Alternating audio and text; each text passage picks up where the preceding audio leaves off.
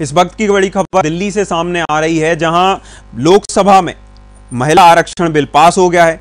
आपको बता दें कि गुरुवार को यह बिल राज्यसभा में पेश किया जाएगा। वहीं बिल के पास होने के बाद देश के गृह मंत्री अमित शाह ने का बयान सामने आया है। चुनाव के बाद उन्होंने कहा है कि चुनाव के बाद परिसीमन और जनगणना की जाएगी। संसद के विशेष सत्र के तीसरे दिन बुधवार को लोकसभा में महिला आरक्षण नारी शक्ति वंदन विधेयक पास हो गया है। आपको बता दें कि पर्ची से हुई वोटिंग में बिल के समर्थन में 454 और विरोध में 2 वोट डाले गए।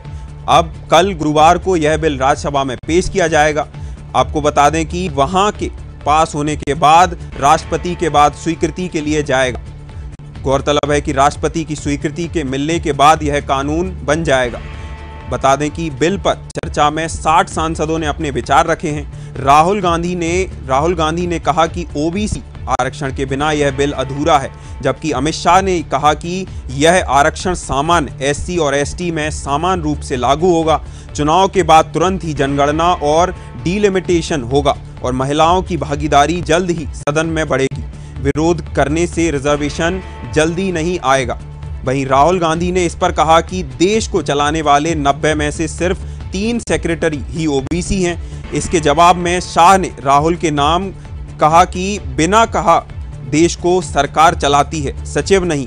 कोई एनजीओ चिट बनाकर दे देता है तो बोल देते हैं कि कुल भाजपा सांसदों में 85 ओबीसी हैं, कुल भाजपा विधायकों में 27% ओबीसी हैं, कुल भाजपा एमएलसी में 40% ओबीसी हैं।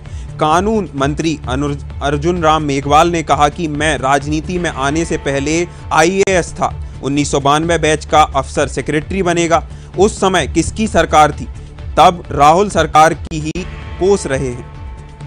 बड़ी खबर दिल्ली से सामने आ रही है, जहां लोकसभा में महिला आरक्षण बिल पास हो गया है। आपको बता दें कि गुरुवार को यह बिल राज्यसभा में पेश किया जाएगा। वहीं बिल पास होने के बाद देश के गृह मंत्री अमित शाह का इस पर बयान सामने आया है। उन्होंने कहा कि चुनाव के बाद परिसीमन और जनगणना की जाएगी। संसद के विशेष सत्र के तीसरे दिन बुधवार को लोकसभा में महिला आरक्षण बिल नारी शक्ति वंदन विधेयक पास हो गया है। पर्ची से हुई वोटिंग में बिल के समर्थन में 454 और विरोध में 2 वोट डाले गए। बता दें कि अब कल गुरुवार को यह बिल राज्यसभा में पेश किया जाएगा।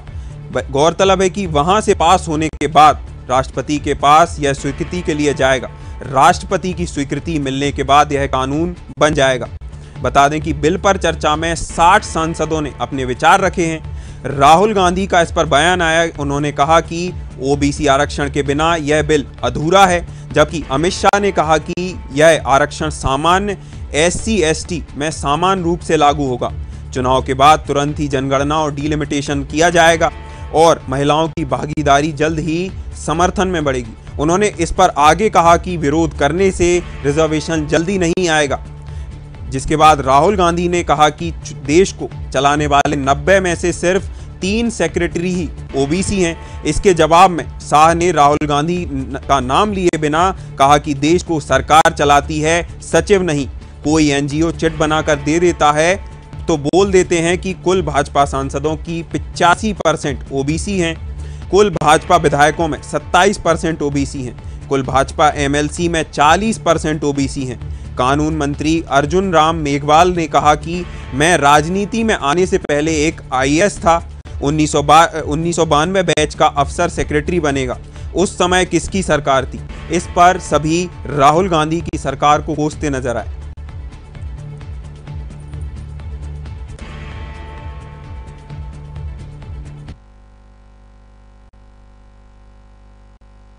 खबरों में बस इतना ही। देश दुनिया की बड़ी खबरों के लिए देखते रहिए साधना न्यूज़। नमस्कार।